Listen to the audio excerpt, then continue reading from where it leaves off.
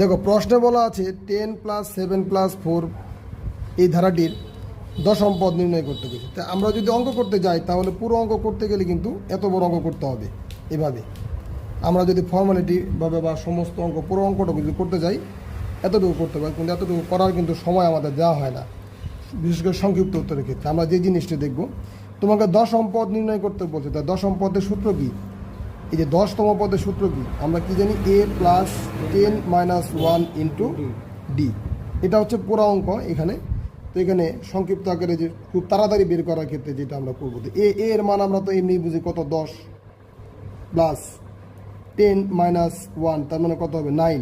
আর D এর মান এটার থেকে এটা বাদ দিব, এটার থেকে এটা বাদ দিলে কত হবে? -3। বাস, তাহলে কিন্তু আমরা খুব সহজে কিন্তু এটা পেয়ে যাচ্ছি। 10 + -27 = 17। আশা করি